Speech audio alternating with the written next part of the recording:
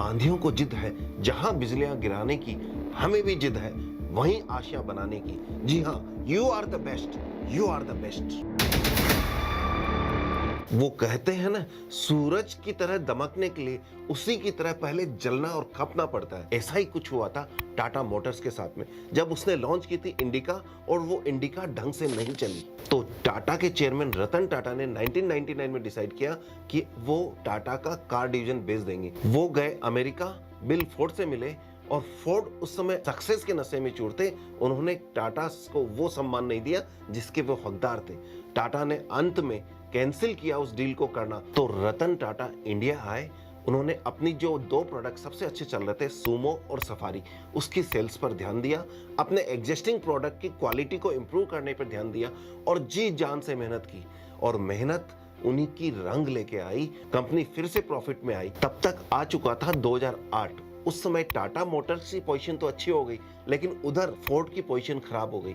मजबूरी में उन्हें अपना जगुआर का बिजनेस बेचना पड़ा, जो लास्ट में टाटा ने परचेज किया।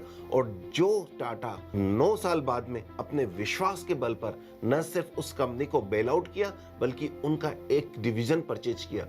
इसे कहते हैं बिलीव इन योरसेल्फ, विश्वास करो, यू आर द बेस्ट। हमेशा एक बात मान लो, यू आर द बेस्ट और you are the only person, सबसे इंपॉर्टेंट पर्सन है जो इस संसार में है।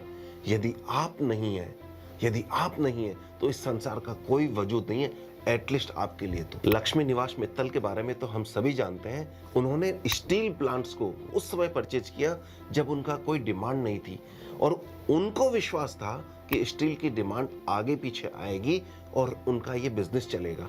ये विश्वास था that I am the best, तभी तो वो उस काम को कर पाए। ऐसी ही एक स्टोरी है मेरी पर्सनल लाइफ की। कोविड की बात है, एक लेडी मेरे पास आई कि उनके हस्बैंड जो MBA है, प्रोफेशनल्स हैं, और उनके हिसाब से इस समय इन्वेस्टमेंट नहीं करना चाहिए, जबकि उस लेडी का मानना था कि कोविड फैल चुका है और कुछ बिकेगी या नहीं बिकेगी, लेकिन दवाइयाँ जरूर बिकेगी, उन्हें दवाई के शेयर लेने चाहिए। लेकिन अंत में उन्होंने वो शेयर नहीं ली। उस लेडी ने वो शेयर क्यों नहीं लिए?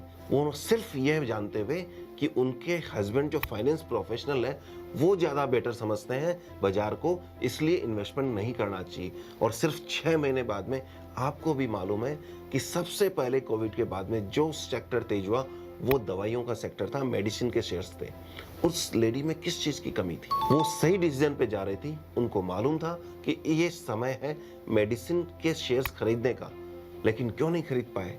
क्योंकि सिर्फ और सिर्फ उन्हें यह विश्वास नहीं था that she is the best. बस आपको यही मानना है कि आप बेस्ट हैं, अपनी स्किल को इंप्रूव करते रहना है, तभी आप ये समझ पाएंगे कि आप बेस्ट हैं और अपने आप को बेस्ट करते जा रहे हैं। और यही रीजन है कि लक्ष्मी निवास मित्तल को हम स्टील मैन के नाम से जानते हैं, रतन टाटा का नाम बड़े सम्मान के साथ लेते हैं। पिछले वीडियोस में हमने बात की थी इन्वेस्टमेंट के बारे में, किस तरह से आप इन्वेस्टमेंट करके अपने लाइफ को इंप्रूव कर सकते हैं। जरूरत क्या है? बस सीखने की। आपको सीखना है कि इन्वेस्टमेंट कैसे किया जाता है, इंफॉर्मेशन गेन करनी है, नॉलेज गेन करनी है, प्रोसेस गेन करना है, प्रोसेस बनाना है और उस प्रोसेस को एग्जीक्यूट करना है। मैं पिछले 35 साल से स्टॉक मार्केट में हूं, और इस 35 साल की जर्नी में जरा इमेजिन कीजिएगा कि वो समय जब IPO 3 महीने में रिफंड आया करता था, आज 3 दिन में रिफंड आता है। जब हम फिजिकल शेयर्स में काम किया करते थे, आज डिजिटल में काम करते हैं। जब हम लैपटॉप पे आए, कंप्यूटर पे आए, लेकिन आज मोबाइल एप्लीकेशन पे आ गए। कितना कुछ सीखना पड़ा है, और आज हम AI और एल्गो को सीख रहे हैं। आपको नहीं लगता कि यदि हमने लर्निंग बंद कर दी होती तो हम यहां तक पहुंच पाते? लेकिन आज मैं पूरे विश्वास के साथ कह सकता हूं कि टेक्नोलॉजी को यूज करने में जितनी एग्रेशन मैंने दिखाई है, उतनी शायद ही कोई दिखा पाएगा। यदि कोई दिखा पाएगा तो उसकी प्रोग्रेस डेफिनेटली तय है। यदि मेरी बात करोगे तो AI आज मेरा सबसे इंपॉर्टेंट और लर्निंग का विषय है। ये मेरा सबसे इंटरेस्ट का टॉपिक है। वो कहते हैं ना, if you play the game until the end and don't quit, you will win. आज मैं एक डायग्राम से समझाता हूं। आपको इनकम होगी, इनकम से सेविंग होगी, सेविंग से आपको इन्वेस्टमेंट करना है, इन्वेस्टमेंट से वेल्थ क्रिएशन होगा, और वेल्थ क्रिएशन हैप्पीनेस लेके आएगा, और हैप्पीनेस आपकी इनकम को फिर बढ़ाएगा। और ये जो साइकिल है ये हमेशा चलता रहेगा। अगर आपको जीवन में वास्तव में खुश होना है तो एक तो रेगुलर इनकम सोर्स बनाइए, अपना घर का मकान लीजिए, उसमें रहिए, लाइफ को एंजॉय कीजिए, बचे हुए पैसे को इन्वेस्टमेंट करें और इस तरह से आगे बढ़ते रहें। यदि आपको ये वीडियो पसंद आया है तो अपने दोस्तों के साथ जरूर शेयर कीजिए, अपने इष्ट मित्रों के साथ जरूर शेयर कीजिए। दूसरों के साथ शेयर करें ना करें आपकी चॉइस है, लेकिन लाइक और सब्सक्राइब जरूर कीजिएगा। All the best and happy investing. Thank you very much.